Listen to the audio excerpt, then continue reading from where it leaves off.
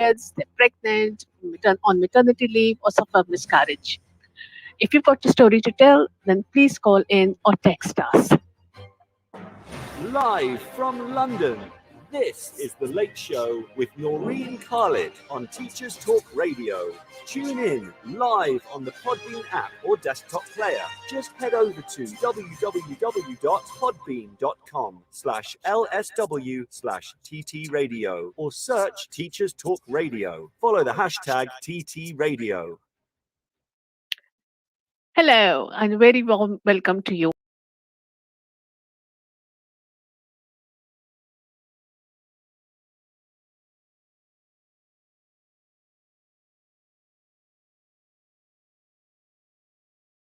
Would like to just find out a little bit more about us, then please head over to our website www.ttradio.org. If you've thought about hosting a radio show of your own but didn't know where to start, then our website has details about how to get in touch with us. The team will be delighted to hear from you, and you may become our latest host with a show of your own. We are currently also recruiting for our tech team. So, if working behind the scenes and technology is what you're interested in, then please get in touch. We have an information Zoom meeting on Friday where you can find out more about this. So, drop us a DM or tweet us for details. So, during my shows, I usually tackle two different topics. Tonight is going to be a little bit different. Tonight, my guests and I are discussing something which doesn't get talked about that often. Some of these topics still have some sort of stigma attached to them or are thought of as taboo subjects or things that shouldn't be discussed in company or in staff rooms. So, teachers who are suffering may be suffering in silence. I have heard some real horror stories too, which I will be sharing with you a bit later on in the show. I am delighted that we have some fabulous guests tonight who are going to be talking about these topics in order to try and normalize these conversations. Joining us today, we will have Chloe De Jong and Lucy Fiddler, and a little later on, we will be joined by Nicole Ponsford. So I think I've got Chloe, Cleo, and Lucy in the studio. Hi, can you hear me, both of you? Hi, this is Lucy talking. I can hear you. Hi, this is Cleo. I can hear you well. Hi, Cleo. I'm sorry if I mispronounced your name earlier on. Hi, Lucy. Hiya. Hi. Thank you both for joining us today. Cleo is an assistant head teacher as well as a school governor. So that's really delighted to have a school governor who's also an assistant head on our show. And Lucy is a year 5 teacher who is currently on maternity leave. So we'll be hearing a lot about what maternity leave has been like for Lucy. We were going to have Kathy Graham join us too, but a family emergency has meant that she couldn't make it today. But she has given me permission to share her story with my listeners, and I shall be doing that a bit later on. So, Kathy, if you're hearing, please don't worry about it. Family comes first, and it's fine. And we'll still get to hear what you had to say to us. Before we start tonight's discussion, I think let's head over to the news desk where Megan Goods has the latest educational news for us. It's about to start. Sorry about that. It's taking a bit longer to start for some reason.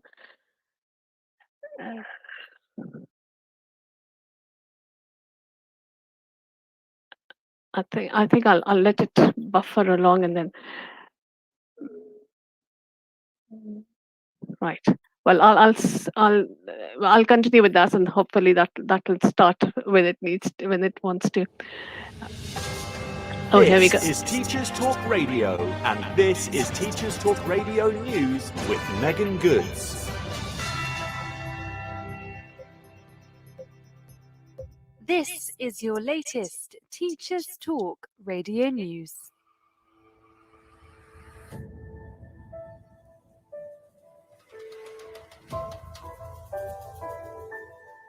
New research from the London School of Economics has shown that children born in the summer are being mislabeled as having special educational needs by their primary schools.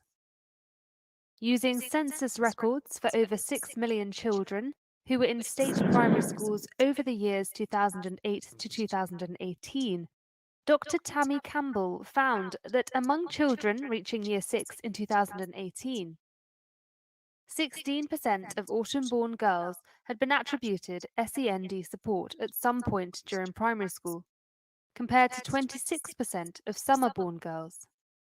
Similarly, 28% of autumn-born boys were given support, compared to 40% of those born in the summer. Dr. Campbell stated that the study shows how rigid prescriptive expectations not suitable for relatively younger children result in many of these children being denoted with SEND.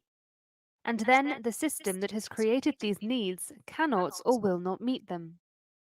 This is because inherently, by the same conditions through which it creates some SEND, it is configured not to serve the children it attributes.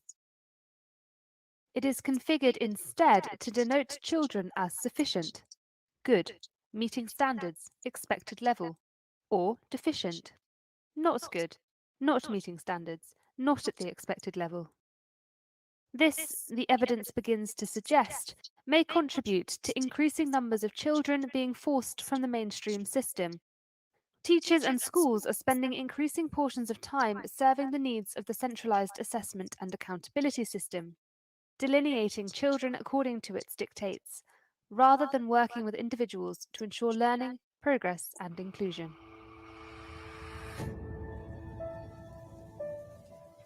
Teaching unions have criticised the government's plan to extend the school day, saying it could do more harm than good.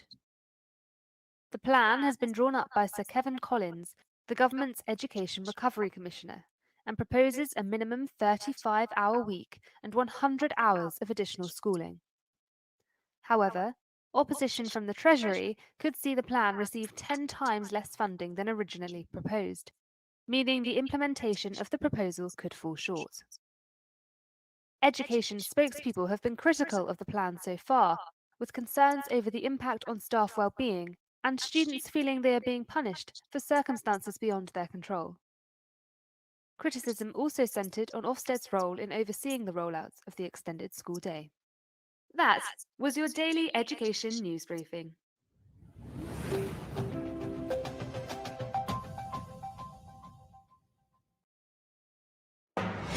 Live from London, this is The Late Show with Noreen Khalid on Teachers Talk Radio.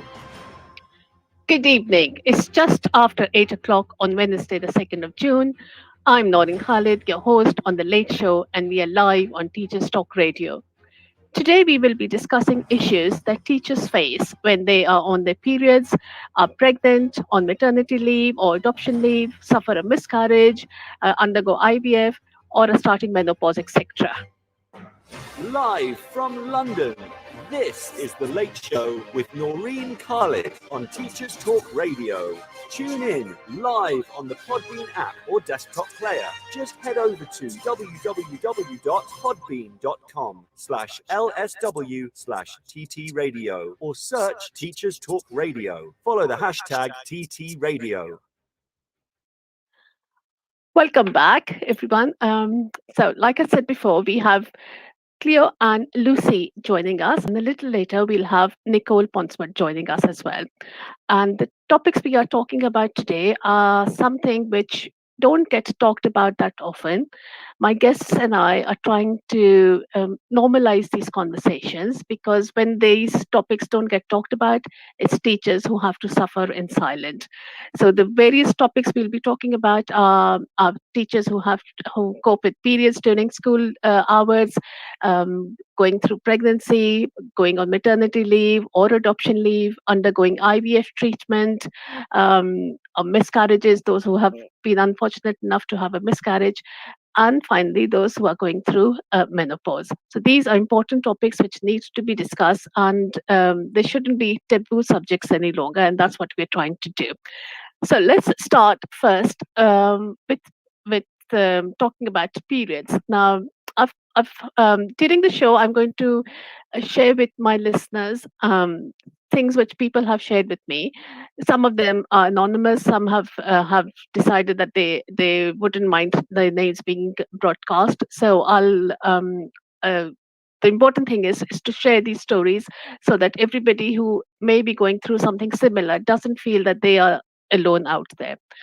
So somebody shared this with me on about periods. I'm perimenopausal and I have fibroids. I go months without periods and then have a terrible one where I flood.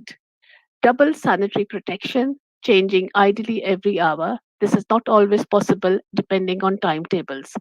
One day, a fortnight, my timetable and break duty do not allow a loo break for over 4 hours, and that's too long. Classrooms are not air conditioned, and I think that they all should be. 2 years ago, when we had a temperature of 30 degrees, I felt so unwell, and it was hard for children to concentrate too. So that's one of the first stories I've had about periods. Cleo and Lucy, does that sound familiar? It's Lucy talking. So, um, I can kind of relate a little bit. So, I've had the contraceptive implant in my arm for years, up until we started trying to have a baby. And this, for me, it was I would go months. I could go up to 6 months at a time before having a period, and then it kind of almost comes out of nowhere. So, unless you're like really prepared in school for it, it can be a bit of a shock. And there's times where you may be having to scrabble around trying to find a colleague that's got a sanitary towel or a tampon that they can like give to you to kind of help you out. Um, I do have to say, I think that 4 hours without any access to a toilet break, whether you're on your period or not, is quite a crazy long time and should be something that's looked at for this person. Thank you. Yeah, I totally agree with that. I've got another horror story which was shared anonymously with me. PCOS, for those of us who don't know, that's polycystic ovary syndrome, and this condition can result in really heavy periods. So, this person says PCOS and heavy period story for you. When teaching, I was in a school where we could wear leggings and tunic tops, which I always wore with long cardigans. This was a lifesaver as I always carried a spare pair of leggings in case of leaks and knew my tunic would cover any patch until I had time to go to the toilets. Then, new head teacher who said we needed to dress more formally. I was in key stage one, and said only dress trousers, blouse, or skirts, blouse, tights. No cardigans, only suit jackets. This meant I couldn't wear anything to cover my bottom in case of leaks and ended up having to wear skirts and tights as postpartum pants I wore were visible in trousers. I can tell you it's much easier to take off a pair of leggings with dried blood than to try and peel off a pair of tights. Just added to the existing stress of it all. I was already carrying around a cushion in the classroom and used my cardigan to put on chairs if I was on a visit. Ended up having one visit where I knew I had leaked, had no cardigan to hide anything, so ended up sitting on my leg on the chair to stop my bottom making contact with it and leaving blood on it. I then had to walk out the school knowing my skirt had a huge damp patch. Sadly, this was a female head who just wouldn't hear anything said against the dress policy from a few of us who picked up the courage to ask if we could dress professionally but have some leeway a few days a month when we really needed it. She was very dismissive, almost felt like I was seen as being weak for letting my periods get in the way of my profession and career. I must say this story really shocked me, especially the fact that it was a female head teacher who just couldn't empathize with what this staff member was going through. How would you deal with the head teacher like that? Clear? Hi, yeah. I think it just speaks to the need for having compassionate leadership, doesn't it? And the fact that I think lots of women might agree that it's often other women that are harshest with other women when it's coming to dealing with issues like this. But it is just overall just being a bit more sensitive and flexible in how we manage our staff and our colleagues in times where they need us to be a bit more accommodating. That's very true, and that's one of the reasons we are having this show, is just to to make people aware that these are not if somebody says I do need a loo break, or I do need to have uh, give me some leeway as far as my dress is concerned, they are not trying to be difficult. There are some really difficult issues that these ladies are facing with, and we need compassion, and we need to be able to understand why they are asking. It's not being difficult or anything. It's a real issue. um, have any of you ever had issues as far as periods were concerned? Lucy? Say no. I'd say I've had the contraceptive implant in my arm up until kind of trying for pregnancy, and I would go months at a time. I do have to say what I'm concerned about is I had a forceps delivery with Freya, which plays havoc on your pelvic floor. So I genuinely am quite concerned about sneezing in class, and like, am I going to have to wear tenor ladies? But so for me, I can kind of empathise, but it's more with kind of my pelvic floor issues and period issues. Yeah. I'm just really surprised that these periods are something we talk about in to children. If we start talking about this with children in years 5 6, and then we continue it in secondary school. But when we have a staff member who might be facing some issues, we seem to lose our empathy, and we seem not to be able to understand what they're trying to tell us. I wonder why that is, and how. What would you advise, Cleo, as an assistant head, if somebody came to you and said the head teacher is being not very understanding? How would you advise that staff member to approach this? I think you'd approach it as you would with any medical issue. It's a health issue, isn't it? It's actually unhealthy for you to not be allowed to manage periods or anything that is going to make you just uncomfortable to teach. And I think perhaps sometimes, because as staff members in schools, we are so used to having to follow rules quite strictly with students and be consistent in our approach to following the rules, we forget that teachers aren't children. And so there is that need to be more understanding of the very significant issues that some of our staff have. That's very true. When I was teaching, if a student was said to ask me that, especially if it was a girl who said she wanted to go to the loo, I let them go, even if the rules said not to, because the last thing I want is to tell her that she can't go, and then for her to have an accident in the school, or to leave.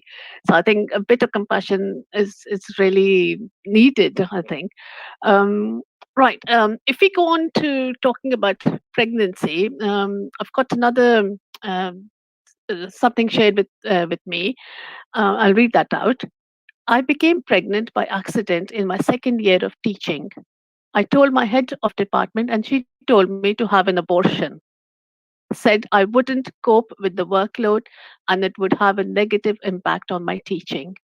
This was something she said to me many times. I did report this to the head teacher, and a warning was issued. I lost the baby, and my line manager, a woman, kept telling me it was for the best. Shocking stuff. Looking forward to your show. I was 23, and I know of other examples where comments have been made to women. How will you cope? How will you manage? Does that shock you? The fact that the staff member was asked to was pushed towards having an abortion because the head teacher thought she wouldn't be able to cope. Horrified by that. Chloe? Cleo, sorry.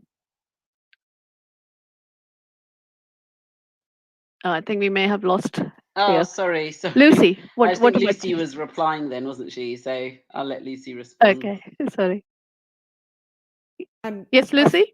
as a teacher, kind of, and just kind of as a class teacher and not someone in leadership, I am horrified by that. Um, I think trying to force a woman into that experience is just awful. I'm kind of almost lost for words. I think it's absolutely horrendous that they've done that to her. Like, every woman should have the right to choose what they do with their body. And then I know for me, I am concerned about whether I'm going to cope with the workload. But if one of my line managers had said that to me, I would just be disgusted. We should be supporting women through pregnancy and finding out what they want to do. And, you know, if ultimately she had made that choice to have an abortion, then her line manager should have supported her through that as well, but certainly not Uh, force her into something that huge. Exactly. When I started reading this message when it came through, I was flabbergasted. When I started reading it, I did not know that is where it was going. It really took me by surprise and by shock that a head teacher could even think that that was something she could even say to her staff member. But that maybe you should have an abortion. It beggars belief. It really does. Um, there's another one about pregnancy is the one that sticks with me is my head teacher asking me if I was still pregnant. She did this for several weeks while I was in the early weeks. Nice and insensitive. I had told her early so that they could start planning ahead. She was essentially trying to figure out if it was worth hiring anyone for maternity leave before the autumn hiring window closed in the summer term. Wish I hadn't bothered being so thoughtful now. So hence, if your staff member ever comes to you, takes you in her confidence and says that she's planning, they are thinking of planning a baby or are trying for a baby, please don't do what these heads have done. It's the last thing we want is to lose staff members because of this. It's really not a very pleasant place to be in when you think that you have gone to your head for some support and you're told either to have an abortion or how do I manage this if she's going to go on maternity leave. Again, Cleo, what would what can a staff member do in this situation? Listening to all this, it's really shocking, and I think it just speaks to really toxic work environments, and no one put up with those kind of responses from anyone that they work with, really. And it makes me feel sad to think that there are colleagues out there who are taking this and staying in those situations. So whilst the leadership team will have organizational pressures on them, with staff coming and going, it's never okay for those pressures to be transferred to members of staff. It's totally inappropriate. That's very true. It does. What you said about it being a toxic environment. That I think is the one something which is really coming through. That all these stories which have been shared with me, if this is the way the work environment is during the time when these women may be needing extra support, I shudder to think what else is going on in those schools if the head teacher can't be that empathetic to their staff members. Something you said earlier about that women head teachers perhaps are more likely to behave this way. Do we have any idea why that is? Or if that is true, do we have any idea why that may be? Who'd like to attempt to try and answer this question? I'll give it a go. I just think sometimes you get a situation where people feel like they've something, and because they've managed it as far as they're concerned well, then everyone else should manage it well too. And as you kind of touched upon, it is just a lack of empathy and understanding that different people deal with situations differently. And I think that's where you sometimes do get female leaders who think, this wasn't an issue for me, so it shouldn't be an issue for someone else, um, without appreciating that we all manage things in completely different ways.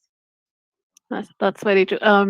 We've just had a message come in from Moomin who says it's worth highlighting that the Equality Act 2010, Section 18, provides protection against discrimination on the grounds of pregnancy or pregnancy-related sickness, and that is a really good point. That's something worth remembering if any one of us ever finds ourselves in that situation. But again, it requires a bit of strong nerves to say to your head teacher, what you've said to me goes against the Equality Act.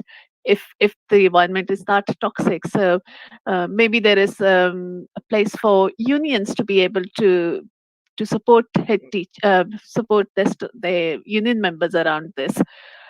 Um, so that was about something about pregnancy and periods, which was shared with me.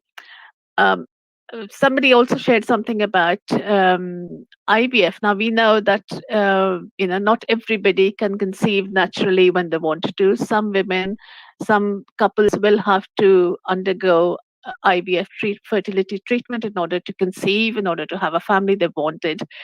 So this is something which was shared. Somebody who went through IVF. She says, "I got told I had gone against nature. My partner got a pet, and I was asked if that was because it was cheaper than IVF.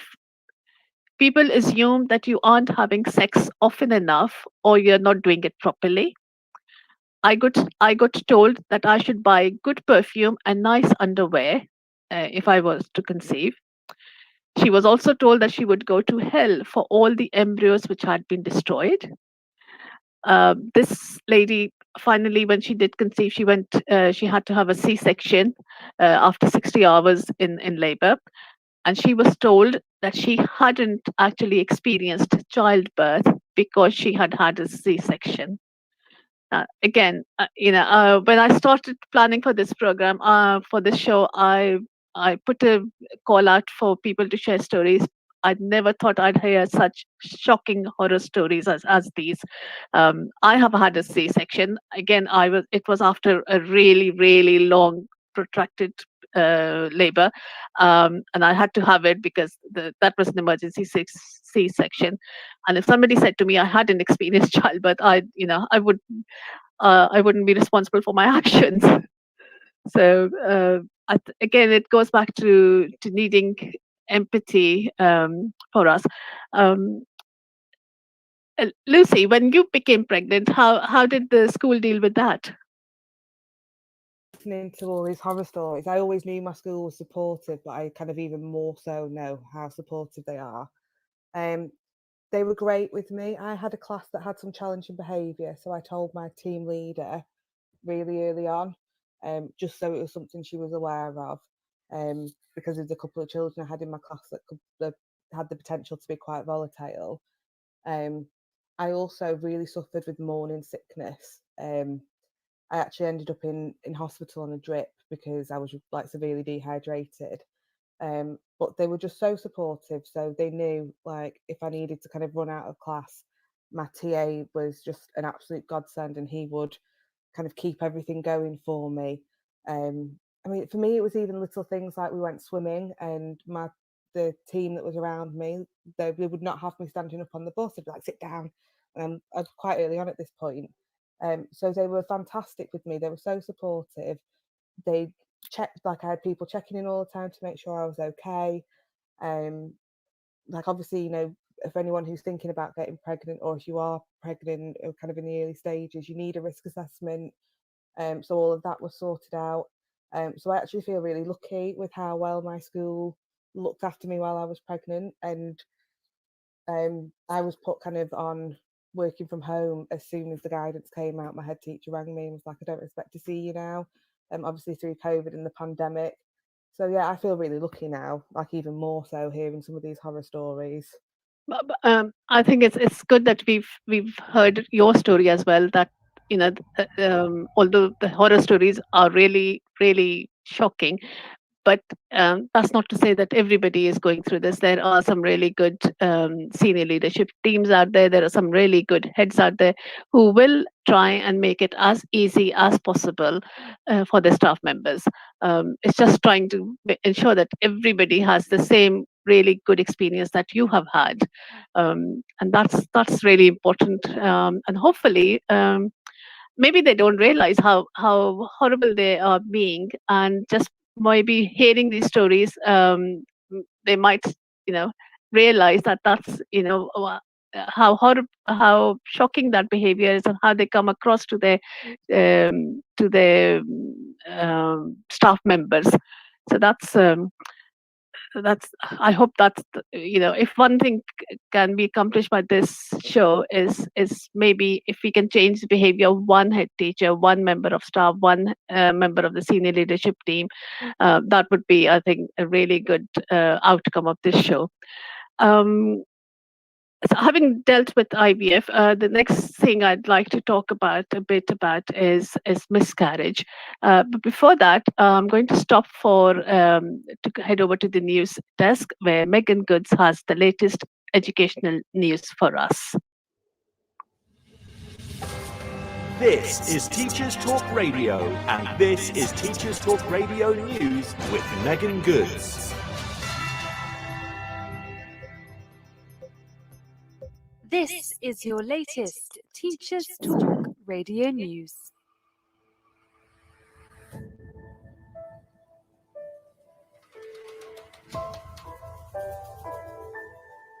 New research from the London School of Economics has shown that children born in the summer are being mislabeled as having special educational needs by their primary schools.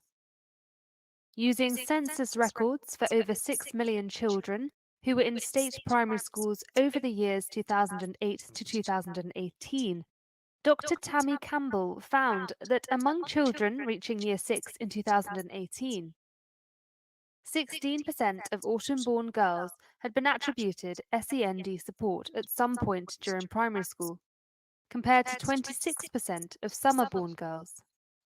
Similarly, 28% of autumn-born boys were given support, compared to 40% of those born in the summer. Dr. Campbell stated that the study shows how rigid prescriptive expectations not suitable for relatively younger children result in many of these children being denoted with SEND. And then the system that has created these needs cannot or will not meet them. This is because inherently, by the same conditions through which it creates some SEND, it is configured not to serve the children it attributes. It is configured instead to denote children as sufficient, good, meeting standards, expected level, or deficient, not good, not meeting standards, not at the expected level. This, the evidence begins to suggest, may contribute to increasing numbers of children being forced from the mainstream system. Teachers and schools are spending increasing portions of time serving the needs of the centralized assessment and accountability system, delineating children according to its dictates, rather than working with individuals to ensure learning, progress, and inclusion.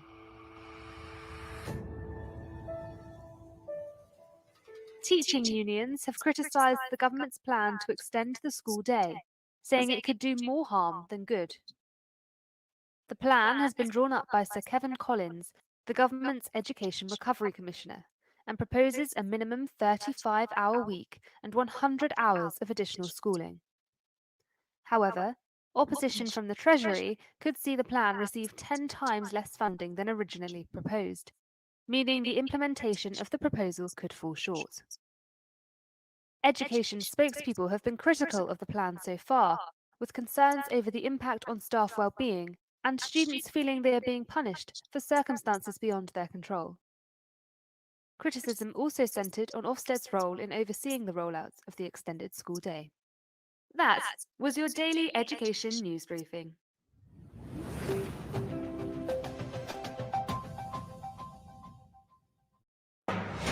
Live from London, this is The Late Show with Naureen Khalid on Teachers Talk Radio.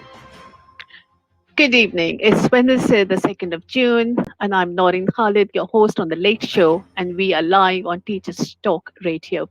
Tonight, my guests and I have been discussing issues which teachers face when they are on their periods, expecting a baby, on maternity leave, going through menopause, or when they suffer a miscarriage. We are also hearing stories which our listeners have been kind enough to share. Live from London, this is The Late Show with Naureen Khalid on Teachers Talk Radio. Tune in live on the Podbean app or desktop player. Just head over to www.podbean.com/LSW/TT Radio or search Teachers Talk Radio. Follow the hashtag TT Radio. Hello, welcome back. You've just heard on the news about Megan was talking about Sir Kevin Collins. The breaking news is that Sir Kevin Collins has resigned. If you head over to Teachers Talk Radio Twitter feed, you can see the resignation letter there, which has been published in TES. So that's the latest breaking news, as just in the last couple of hours, I think.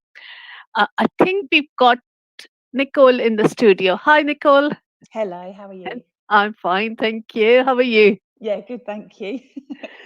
So, I don't know how much of the show you've heard. We've talked about teachers who have had real problems when they've been on the periods, have not allowed to take loo breaks for Mm, 4 hours or so, not allowed to being expected to dress in a certain way, which for some of them have caused huge issues. Just in mm, case there's a leakage, they were not allowed. One person who wrote in said she wasn't allowed to wear a long cardigan, which she used to, in order to to cover up mm, any accidents. We've some have we've heard some real horror stories about it. mm, There was one about pregnancy where the head teacher asked if the staff member should have an abortion because she thought the staff member may not be able to cope with the baby. S- yikes. Yes, exactly. Uh, so, tell us a bit about what you do. Okay. So I am the co-founder of the Global Equality Collective. And this kind of stemmed from my work. I've been in education 20 years now. So I started as a secondary school teacher and I became an advanced skills teacher.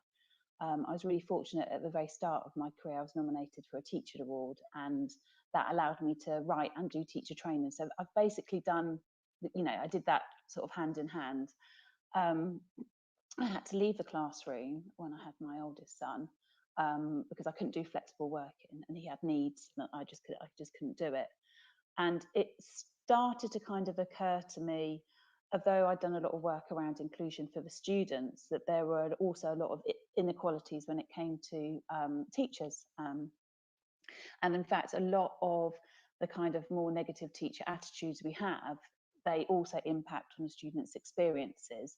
And that's really where my side of the GEC kind of comes in. So we are basically looking at how we can close gaps when it comes to the inequalities of the Equality Act, but also going beyond that for single parents and looking at social economic status as well.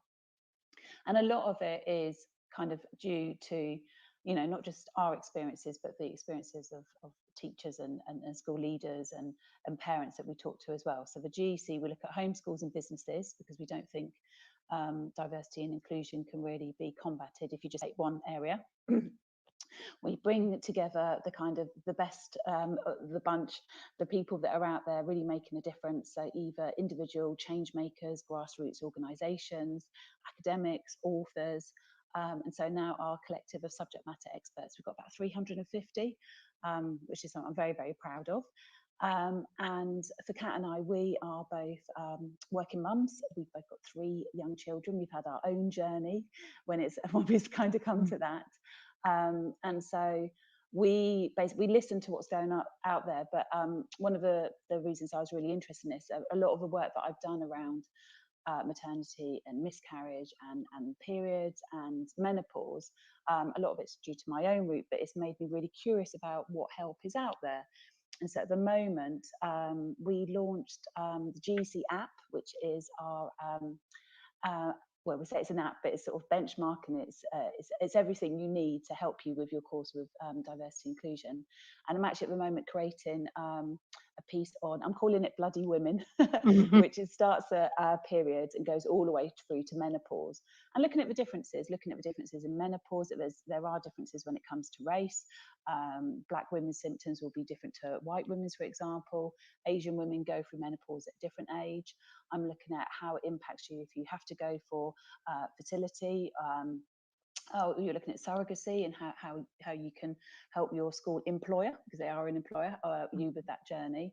and also just looking what's out there, just to make life, much easier for us working within a system when we are meant to be, creating the next future. So what we can do as role models as well. So Mhm. this is a topic for me personally is very important, but also I'm trying to do something about it and bring the sort of best practice together that we can. And as I say, we do it for homeschools and businesses. So I'm able, in my role leading on education, I'm able to look at what's happening in the business side. So we work with like Pregnant and Screwed, but their solicitors have been through all our work, for example. Um, so I try to bring those learnings from business into education, and we do exactly the same from the educational stance with our businesses and homes as well. Lovely, thank you. That's really interesting, and if um, even one of the horror stories which we've just talked about, even if that was the only horror story, it's one horror story Mm, too much, and what you're doing is therefore really, really important. Sobia, one of our listeners, one of our co-hosts actually, she's just texted in and she says that the attitudes we've been talking about, it's really unprofessional actually, which mm. I totally agree with. um, Amy Ferguson has texted in and she says, trying to get to the loo during a school day isn't always possible. Yeah. Why do us teachers find it so difficult to take these much needed moments for ourselves? Mm. Yes. It's not built in, is it? It's not we in a timetable day, your timetable to be in front of the students, that there isn't.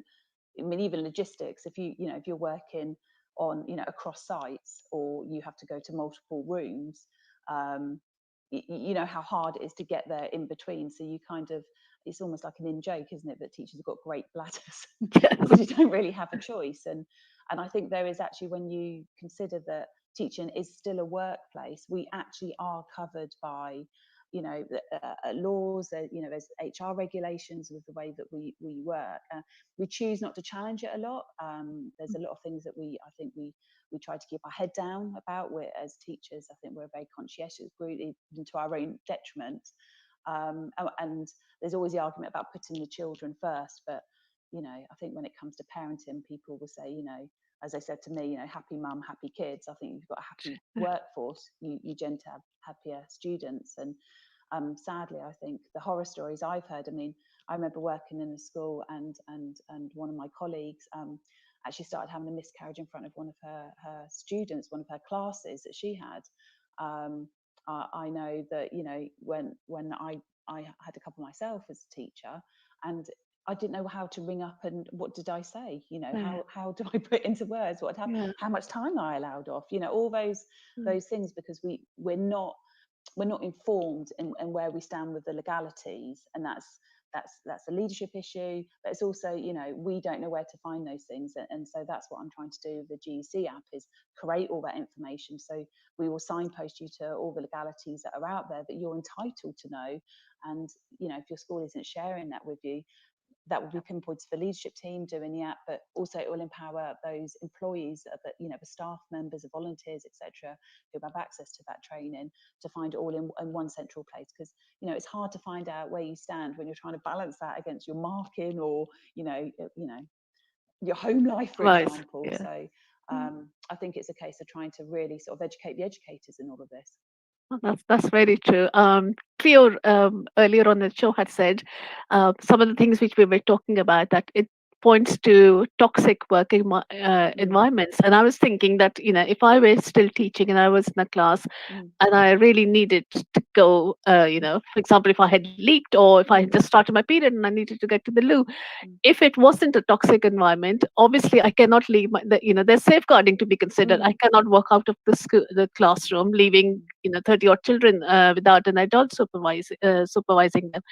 But if the work environment isn't toxic, I should be able to call for help and say, mm. look, can you step in for 5 minutes, I'll be right back. Yeah.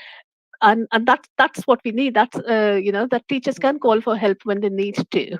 Absolutely. And I think, as we would with a student, when we have needs to meet a student, we will put that at the forefront, and, you have SLT maybe walking around, etc. I've worked, as a school coach, and we've said, at parents' evenings that you might need a member of the leadership team to work around, or department heads, or leadership teams to be visible when there's parents. I think we also need that for the staff as well.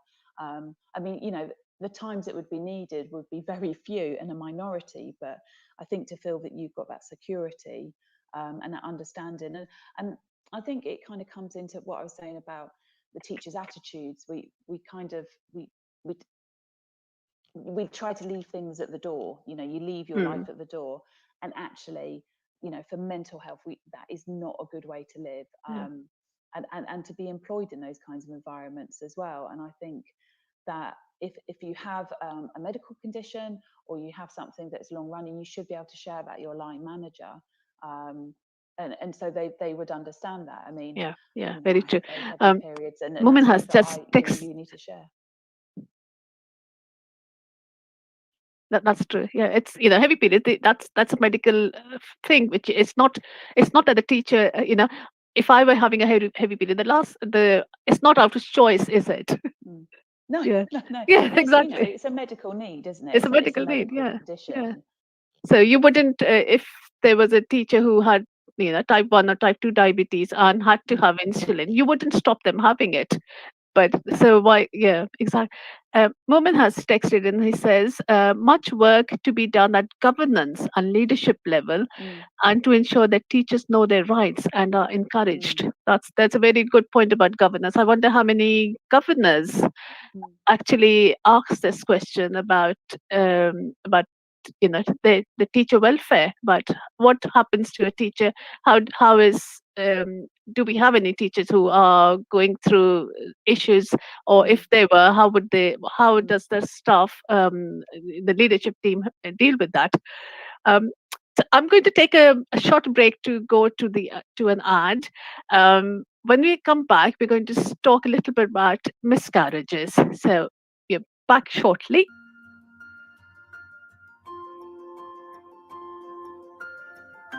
Introducing Amanda Davey. Amanda is one of the first specialist teacher assessors for dyscalculia in the UK and offers dyscalculia tutoring and bespoke training for schools. With 26 years of teaching and tutoring experience in the UK, Amanda offers specialist online tuition focused on building confidence and developing skills. Amanda also offers online and face-to-face training on dyscalculia for educators, informing practitioners as to how to identify children that may have dyscalculia and how to support them in class. Find out more about Amanda and what she can offer you at www.amanda-davy-dyscalculia.co.uk. Thank you. Welcome back. We've had a text message from ZJ Sheikh. It says, I think it does come down to culture and environment, and also teachers owning that moment of needing to go to the restroom, for example. As a teacher, I was firmly against the toilet roll and let my students go anytime they wanted. I am secretary, so I know a little different. It really helped relationships in the classroom, trust, and when asking colleagues to cover my class so I could use the loo, it wasn't so much a request, more a point of information. And I did the same for my department, just told them to take as pragmatic approach as possible. So that's that's what we need. We need every work environment to be one where a teacher doesn't feel pressured, or doesn't feel that she can't ask, that if she needs a loo break, she needs a loo break, and to be able to go when she needs one.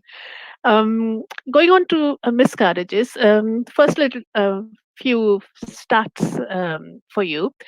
um, an estimated 1 in 4 pregnancies can end in a miscarriage, or 1 in 5 if we only count women who realized or reported the miscarriage. So it's not something which is really uncommon. If it's 1 in 4, you probably will know somebody who's had a miscarriage. So that's important. And I think, Nicole, you do a work around that as well. Yeah, so we're just trying to bring sort of more awareness to it. And I think that, part of it is around, as I say, the GC app trying to help leaders be aware of maybe what they're not aware of. We get lots of feedback. We had 50 schools come on in the first term. We launched in December, and people saying, we didn't know this. We didn't know we had that kind of blind area. So we find that quite helpful, that people start to like look at what they don't know. I think there's also what we also help them with is an understanding of how psychologically safe employees need to feel in a school. Um, Once you reveal something that is very private and personal, it feels then it becomes quite public within a kind of a staff community as well. When you share your line manager, and that's not always easy. And if you don't have those kind of trust relationships with your leadership kind of ladders, that can be a real issue. I think because the workforce being predominantly female and predominantly with the ages that we've got as well in the workforce at the moment, that we do encounter the childbearing years, and we don't necessarily factor in that kind of the life side Yeah. of our staff always. Yeah. And miscarriages are dreadful, horrendous. They're not talked about a lot. So I know a lot of women of my generation we don't feel very educated in it. When we learn about periods and having babies, we don't learn about infertility. We don't learn about miscarriages. Yeah. And so it can be a bit of a shock, and it affects, it affects not just the person who's had it, but their partners, maybe the family, all those kinds of things. So, we also hear from men who are trying to support their loved ones, but they Yeah. happen to be a teacher, and and what goes around, what happens as a Yeah. result of that. As likewise with fertility affects both men and women. So I mean, a lot of it would come down, I would say, about leaderships having policy in place, so Yeah. staff understand what they are allowed to do, what those steps are if something happens to them, what their allowances are, where they can, turn to when they want to start to think about, clocking up for work the next day, or whatever. Yeah. And actually just, that best practice of what do you do and how can you support your team members. We know that with education we need to think about retainment of staff and recruitment, particularly at the moment, I would say. So all these things that might feel like they're kind of frills on top of what you offer with a contract are actually really important in making your staff feel wanted and acknowledged and helping them in their time of need. That's very true. Talking about miscarriages, women generally don't announce the pregnancy before the 12-week scan. Now, this can be a good thing as well as a bad thing.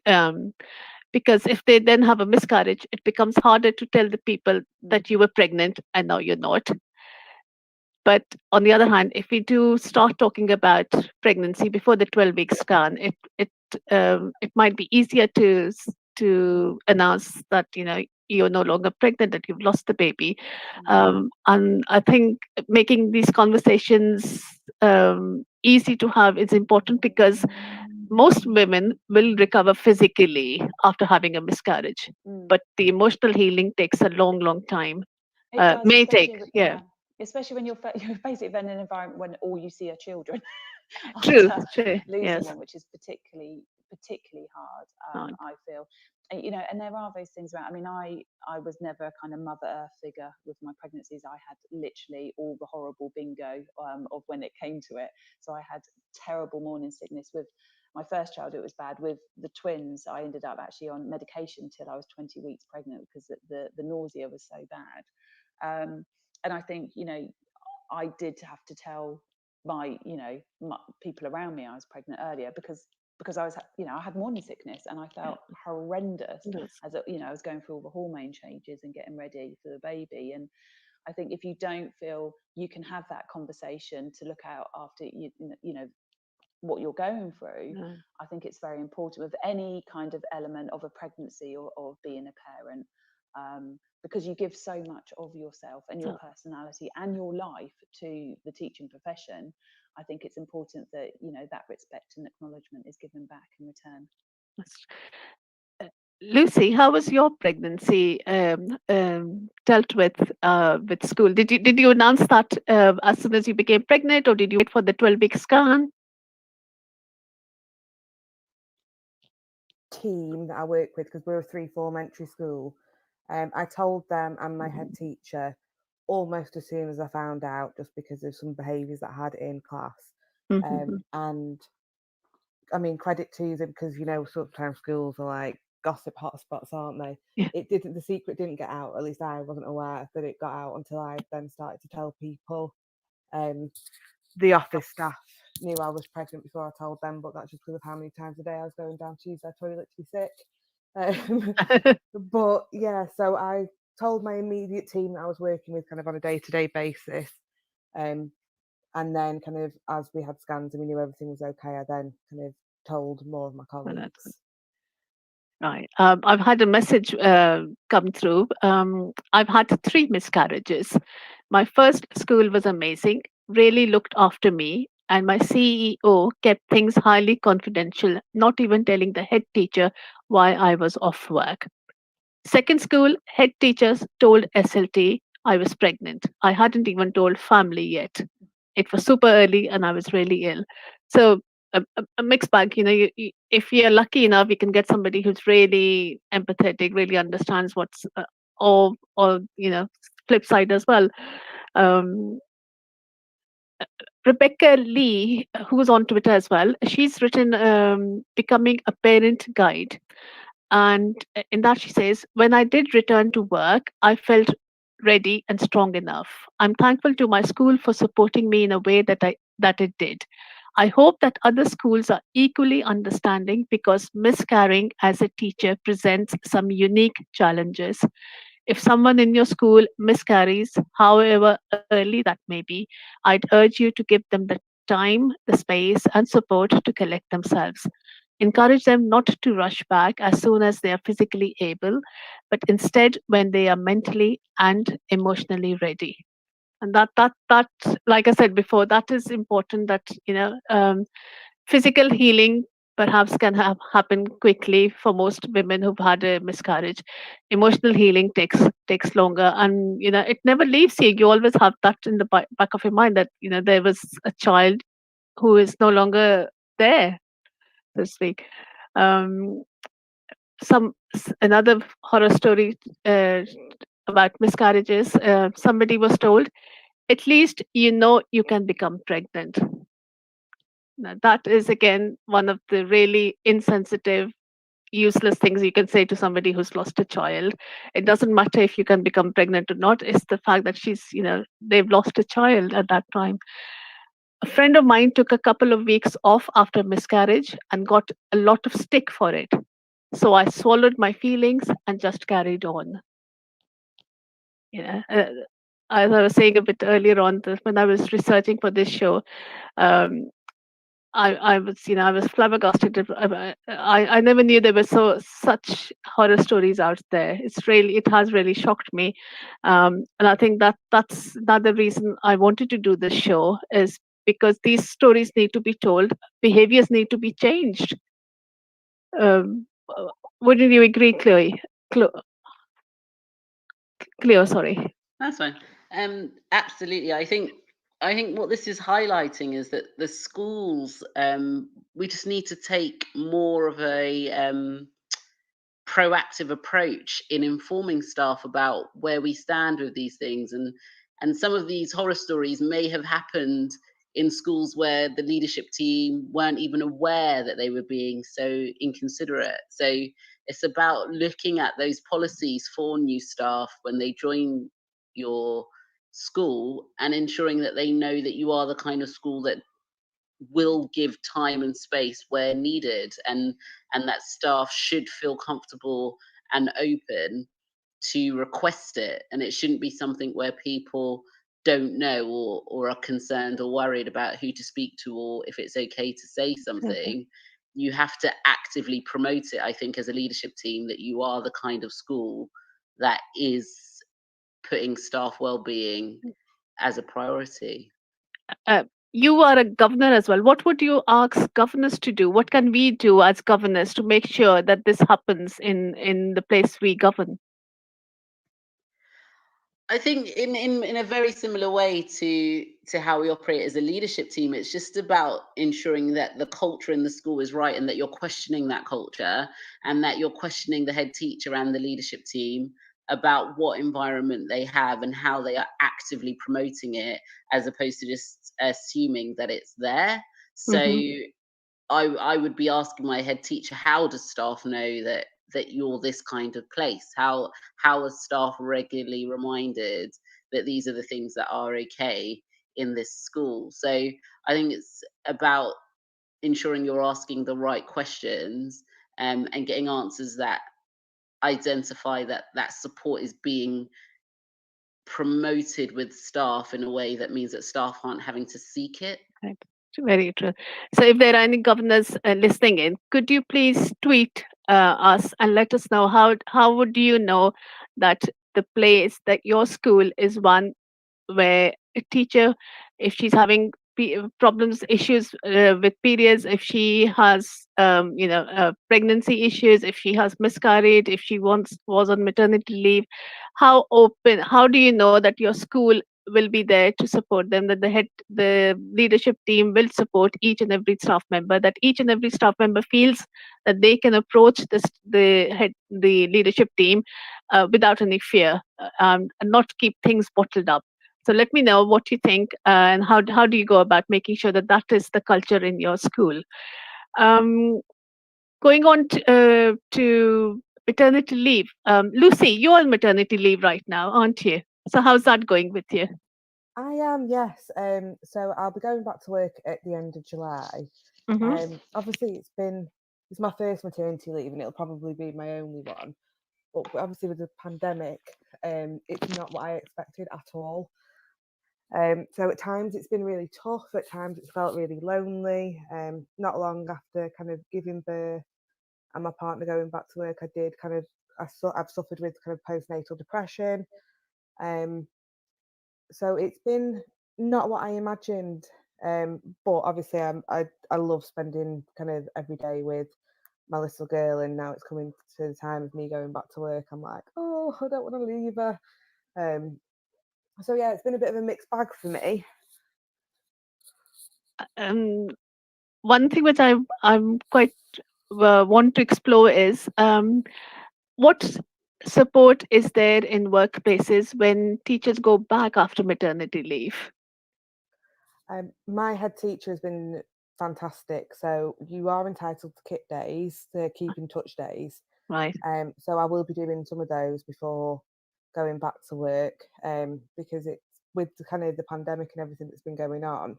It'll be nearly 18 months since I was last in a classroom.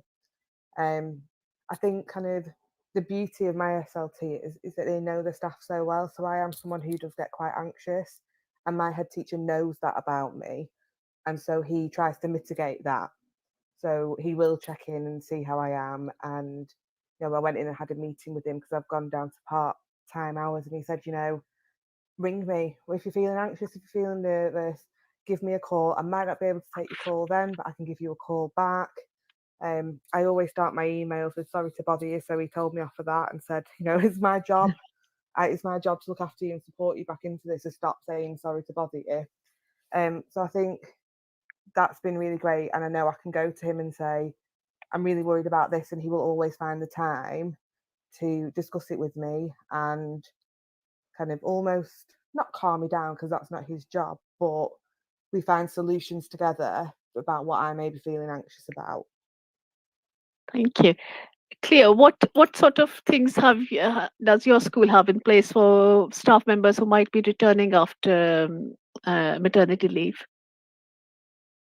I returned from maternity leave just in March of this year. Mm. And what I will say is my school were very proactive about my kit days and ensuring that I knew I was entitled to them and that I could take them however I liked.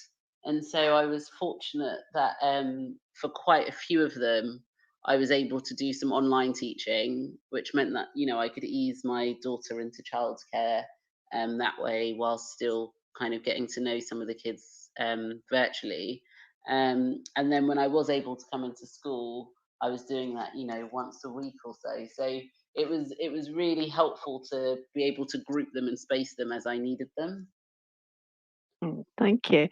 Um, I think this is one question governors can really ask the senior leadership team, because we get told, when we get told about staffing around the school, we get told how many staff members are going on to maternity leave, what maternity cover there is.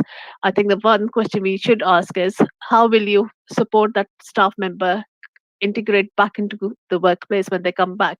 Again, tweet me, let me know how many of governors have asked these questions or think of asking this question. And if you haven't, how many of you will be thinking of asking this question the next time the head reports to you in the head teacher's report about staff member going off on maternity leave? Um, um, uh, Along with maternity leave, another thing which we should talk about is adoption leave. Has Cleo, has anybody in your school, or Lucy for that matter, has anybody requested any adoption leave? I'm aware of, actually, so I don't know Cleo, that I do. Yeah, I wouldn't know. No one that I'm aware of has actually requested adoption leave. okay. Um, Nicole, would you have any idea about about how workplaces deal with people asking for adoption leave? Uh, Basically, well, we've brought all the information in.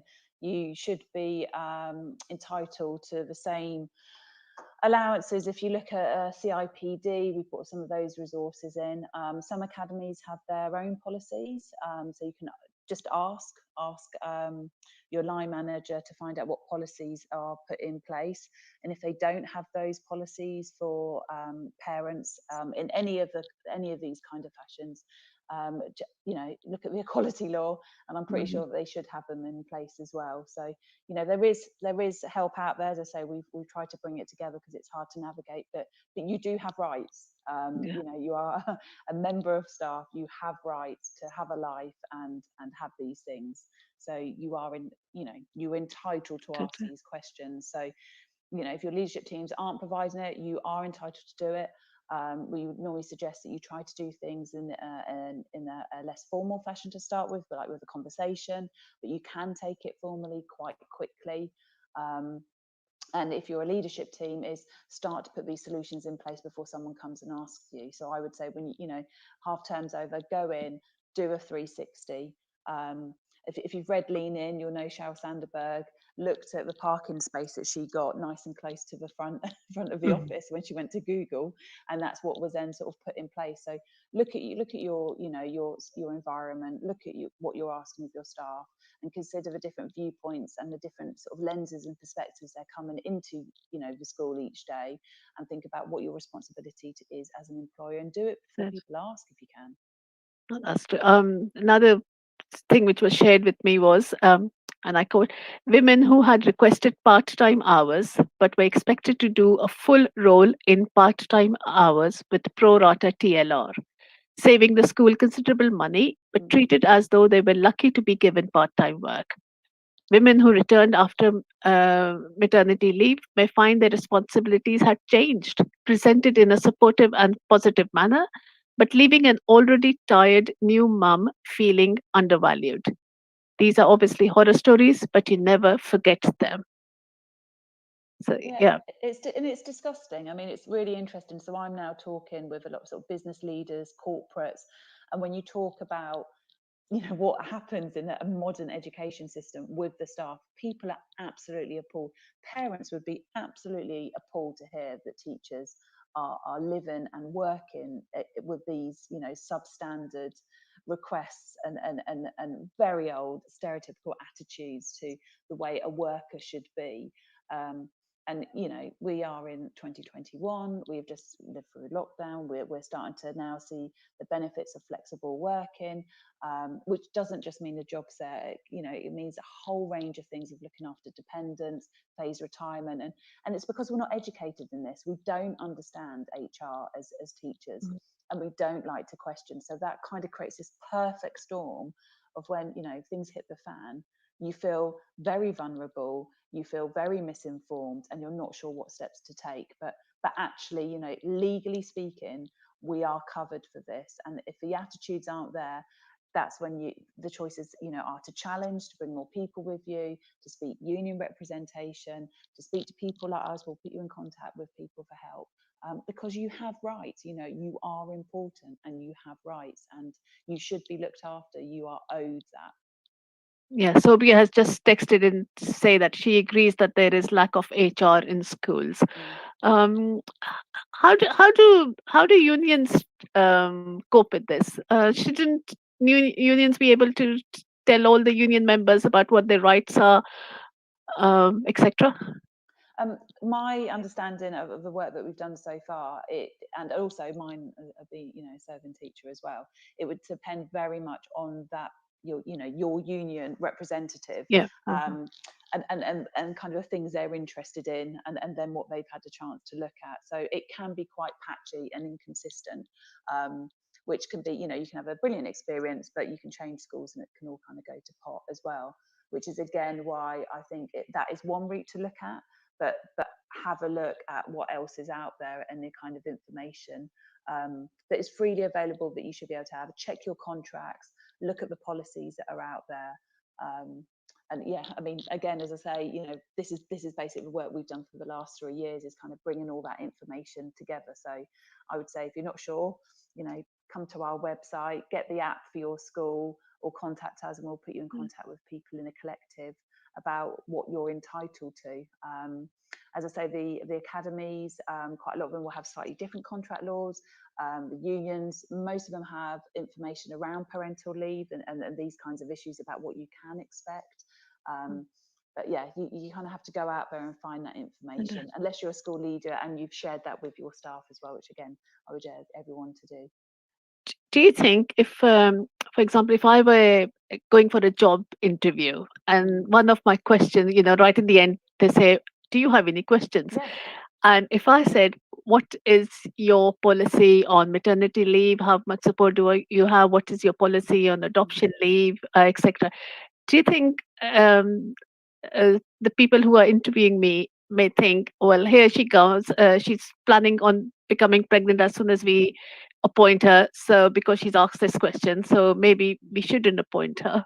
I don't know if I'm allowed to swear. I would say that they're very antiquated. And they've probably got their head up their back. Yes. We are a modern society. People are allowed to get pregnant and have babies in this country, I believe. Yeah. And so, if you want to retain your staff, there will be a cycle of what they do. They will probably, have partners and potentially have children if that's what they want, or adopt, or go through that process. And I think you've got to be slightly naive if you don't think that's the case. And if that's your reason for getting rid of staff, again, go to the Equality Act. That's not a reason not to employ anyone in 2021. So those sorts of way of thinking, I think, are very old fashioned. And if I went to a school and thought they were thinking that would not be the school that I would want to work, because there's much better, more informed employers out there. Yeah, I was just about to say that if I said that and I didn't get the job, I've probably had a lucky escape. Yeah, I mean, I think looking at the faces, if I got that back, I'd be out the door anyway. And and I think those sorts of questions, that sort of information should be out there. So when you are looking, going for a job, find out, ring up, ask if you can speak to the office, have a look at the policies that are on the websites. Do your research. If that's the plan that you've got, see how that employer can look after you. And if you are that person on the other end of it, if you want to retain staff, it's what you need to look at. It needs to be up front. Very true. As far as adoption leave is concerned, the thing which is slightly different about adoption as compared to maternity is that people may have decided to adopt when they've had infertility problems, so they have that to deal with as well. And then the process is long. It's not, pregnancy can happen at the first time you try for a baby, or if there aren't any fertility problems. But adoption doesn't happen like that. You can't wake up one morning and be an adoptive parent. The process is long, and there may be heartache along the way. So again, this is something school leaders need to be aware of. As school leaders, you should ensure that your staff feel comfortable and empowered to talk about this. What can school leaders do to support somebody who's decided to go the adoption route? I think there's a couple of things. I think firstly is an understanding of where they are on that journey and that process. Familiarize yourself with that process if you haven't got that lived experience in it. So you understand what your staff is going through. The process is very difficult, is very hard. There'll be cycles as well. So you get to a certain point where you're looking to adopt and you're starting to look at the paperwork, and and then you might be rejected for that particular child, and then you have to kind of go through it all again. So it can be quite heartbreaking as you go along, and there's different kind of processes in different parts of the country.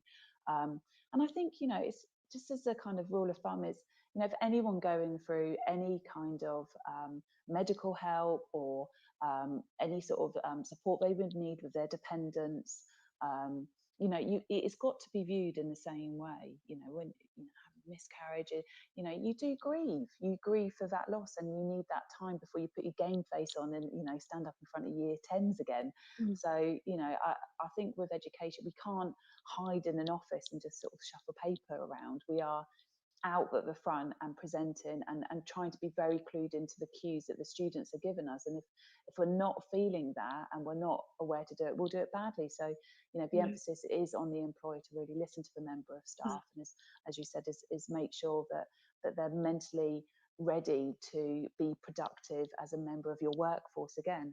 That's key, and any less than that is a lack of respect and also unlawful as well. So I think really my journey with it all has been very much about looking where the law is. There's law for social media, and there's law for you as on the parent track as well, whatever way it is, and likewise looking after dependents. So get that information, understand where you are, don't be afraid to have questions, and if you're in a leadership position, start those conversations off. Be proud that you're looking after your workforce, and that you're creating a place that they want to come back every day to educate the students in your school as they go through it. Schools should be communities and should be families, and you try to look after your family as much as you can. Yeah. So do Yeah. that with your members of staff.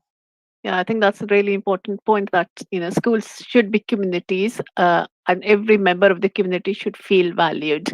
And the thing about adoption leave is that for maternity leave you'll have about 6 months in order to know that the staff member is going to go on maternity leave, and you might think about how do timetable changes, hiring of maternity cover. Adoption leave may not give you that bigger lead and into that. So as school leaders, be aware of the fact that you might be asked for adoption leave at really short notice, and be prepared to deal with it. Finally, we come to menopause. Again, this is something which staff members will deal with. Everybody experiences menopause differently. There is no everybody becomes pregnant differently. Some may have to try lots of time. Some become pregnant really quickly. Menopause, you might sail through it, and you may not. It might, depending on, you might get it really early. You might get it late. So again, this is something which uh, just because you've had one staff member with menopause doesn't mean that everybody on your staff member list will go through it in the same way. So we were going to have Kathy join us, but she's had a family emergency, so she couldn't. But she's given me permission to share her story. She says that she had an early menopause, which started just before she turned 40. The main side effect was insomnia, which was so bad at times that she could go 3 nights on the trot with no sleep and still be dragging herself into school. HRT worked to an extent, but then she got breast cancer, so it was no longer an option for her to have it, because she was advised not to. 13 years on, and symptoms are just starting to calm down. And Kathy is currently supporting 2 other staff members with awful symptoms, right now with menopause. So again, like I said, if you're lucky, you may sail through it. If you're not lucky, you may have horrendous problems.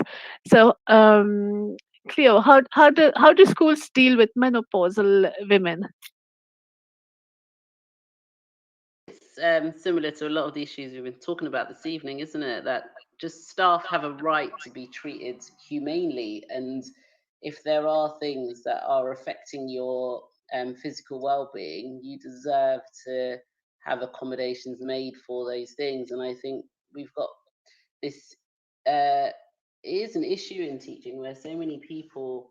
I think, as Nicole mentioned, you kind of put the kids first and become almost martyrs. And in an organization where so much is reliant on discretionary effort, the more leaders can do to build that up, the better. And it's just the bare minimum, really, to try and be more thoughtful when managing staff who are dealing with personal issues like this that are going to affect them and how they operate in the school every day.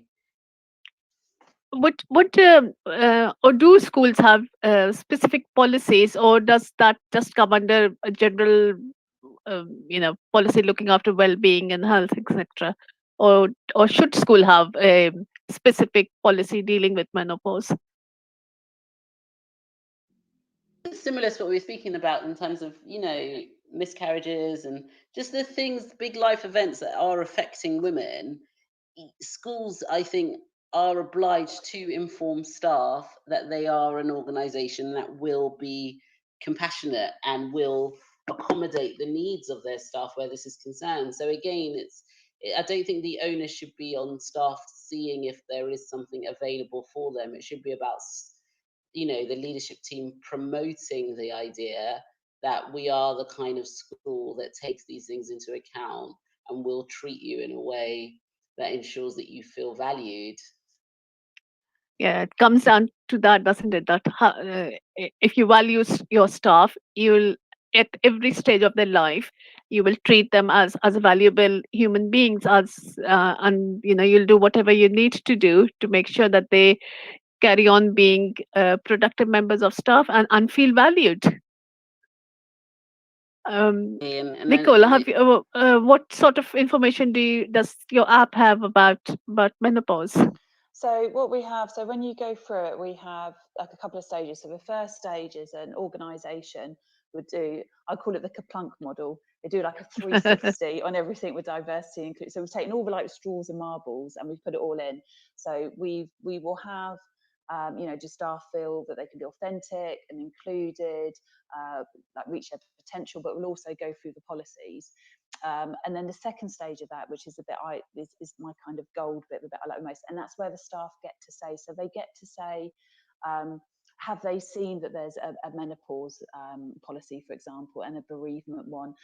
Have they had those offers of flexible working? So if you start to look at it through at someone who's going through the menopause, which can happen, even in your teen years, all the way through. I went through, after I had the twins, I ended up having to go through a chemical menopause after having a hysterectomy, which was horrendous. And I think in schools we have this kind of stereotype idea of, menopause is this old fat white woman. So if you don't look like that, people don't really know that you could be really, really struggling with it. So we've put that in so staff there's quantum qualitative data that you can put in anonymously about how you feel the school is supporting you with the menopause. And as I say, we then have a whole training hub. At the moment, we've got about 35 modules in that.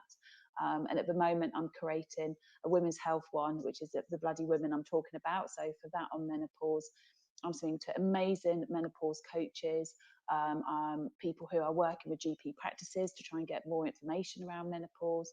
Also, wonderful Nina at Black Women Menopause. She's helping me understand how we can look at the different stereotypes we've got around that kind of lumpy, bumpy white woman who needs to do more exercise. That's all you seem to get around the menopause. So the idea is then that, as an organisation leadership team, you can look at where you think you are, you get a voice back from all the staff, and then you've got this training hub which we're adding to all the time.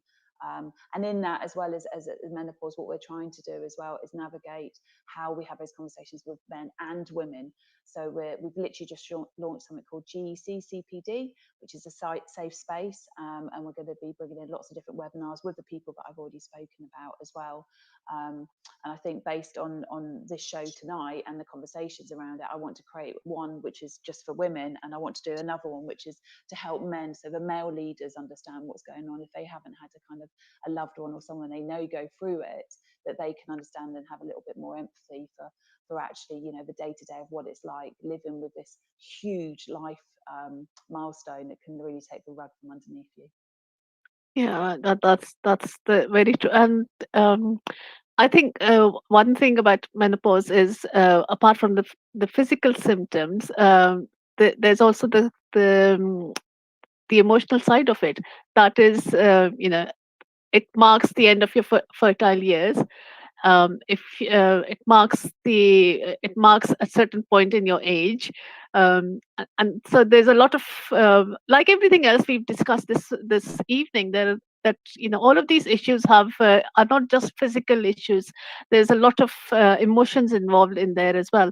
And unless, if it is a toxic workplace, not only will you not be able to deal with your physical issues, your emotional well-being will be affected as well. So that's another reason for the workplaces, for schools, for school leadership teams, for heads, to get this right, because a stressed out staff member is no good, is going to be not as productive as you'd want them to be. So we are almost coming to the end of it now. If I ask all of you to give, about two or three messages, what would your takeaway message from this show be? And if somebody's listening in, especially if they are heads or on the senior leadership team, and especially if they are men or even women, because quite a few of the horror stories we've heard have been about women leaders who've not been as sympathetic as they could have been to their staff members. What would your messages be to them? Cleo, if I could start with you, please. I think one of the key things is that this needs to be actively promoted within your school. It speaks to the school culture. So as a leader, you should be directly informing staff of what their entitlements are and where you stand as a school for whatever issues or concerns they may have, where they go to raise those, and what support that they would get. Thank you. Lucy, what would your message be to anybody who's listening or would be listening when they listen back to this program? I've been quite shocked by some of the horror stories that I've heard, because my experience of being pregnant, and I suffered a miscarriage about a year before I fell pregnant, have been so far removed to some of the experiences that some other people have had. So I think my kind of takeaway message would be, not all schools are toxic, and there are Mhm. some schools who will 100% support you and will bend over backwards to make sure that you Yeah. are kept safe and well. So don't be afraid to walk away from a school that doesn't have your best interests at heart, because there Uh, will be another school that does. that's a really important message. Thank you. Nicole, what would you like to say in the end? Well, thank you. I don't know what to get for the last thing, especially not in this house at 10:30. I just think, diversity and inclusion is so important. So be the best at it. I would really urge people to come and see the work we're doing. It's written by school leaders who have been frustrated, who have lived these horror stories, and I want to put it right for everyone else. So come to the gc.org and see what we've got. Have a look at the app. It's only a registration fee for schools. We've got corporates doing it, and be the best at it. It's up to you. Okay. Thank you so much. And my I like to close by firstly thanking you all, Lucy, Cleo, and Nicole, and Kathy, who was going to make it, but like I said, she had an emergency come up, she couldn't make it. But thank you so much for agreeing to take part in this. And really, a really huge thank you to all my people, all the people who've written me, who've sent messages. These are horror stories, but unless we are prepared to talk about them and discuss them, things may not change. The only way we can change things is to promote what is good practice, to highlight what isn't, and then do our best to try and change it. So everybody who shared your stories with me, thank you so much for honoring me and entrusting me with your stories. And I hope the listeners have got some out of it as well.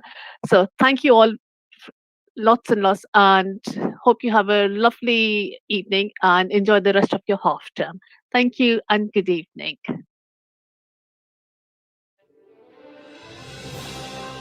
You've been listening to Teachers Talk Radio. Tune in live and listen back at ttradio.org. We look forward to hearing from you next time on Teachers Talk Radio.